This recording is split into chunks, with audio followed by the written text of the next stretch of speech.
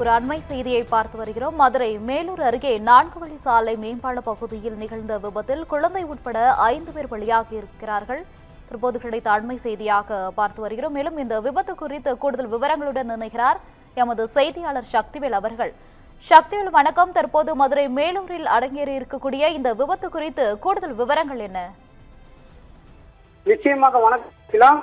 மதுரை மாவட்டம் மேலூர் அருகே தும்பைப்பட்டு 4 வழிச்சாலை மேம்பால பகுதியில் சென்னையில் இருந்து திருநெல்வேலி நோக்கி 3 ஆண்கள் 2 பெண்கள் மற்றும் ஒரு கை குழந்தையுடன் சென்ற கார் வந்து கொண்டிருந்தது. அப்போது மேம்பாலம் முன்னே சென்ற வாகனம் மீது எதிர்பாராத விதமாக கார் மோதி கார் ஓட்டுநரின் கட்டுப்பாட்டை இழந்து சாலையில் மறுபுறம் சென்று எதிர் திசையில் மதுரையில்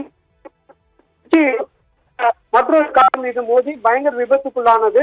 இதில் சென்னையில் இருந்து திருநெல்வேலி நோக்கி சென்ற கார் அப்பளம் போல் நொறுங்கி காரில் பயணம் செய்த சென்னை வாடிப்பாக்கத்தை சேர்ந்த ஸ்ரீராம் உட்பட 2 ஆண்கள் மற்றும் அவரது குடும்பத்தை சேர்ந்த ராஜகுமாரி, ரஞ்சனா ஆகிய 2 பெண்களும் பிரியங்கா என்ற 3 வயது அந்த கை குழந்தையும் மதிக்கத்தக்க ஒரு பெண் குழந்தை உட்பட 5 பேர் சம்பவ இடத்திலேயே உயிரிழந்துள்ளனர். மேலும் இதே காரில் பயணம் செய்த ஒரு ஆண் மற்றொரு மதுரையை சேர்ந்த மதுரையிலிருந்து திருச்சி நோக்கி சென்று கொண்டிருந்த காரில் பயணம் செய்த ஒரு ஆண் உட்பட 2 பேர் காயமும் அடைந்துள்ளனர். மேலூர் தீயணைப்புத்துறை காவல்துறையினரும் மற்றும் 108 ஆம்புலன்ஸ் மூலமாக மருத்துவ உதவி குழுவினருடன் படுகாயம் அடைந்தவர்களை சம்பவ இடத்திலிருந்து மீட்டு அரசு மருத்துவமனைக்கு அனுப்பியுள்ளனர். இந்த விபத்து காரணமாக அந்த பகுதியில் கடும் போக்குவரத்து நெரிசலானது ஏற்பட்டுள்ளது.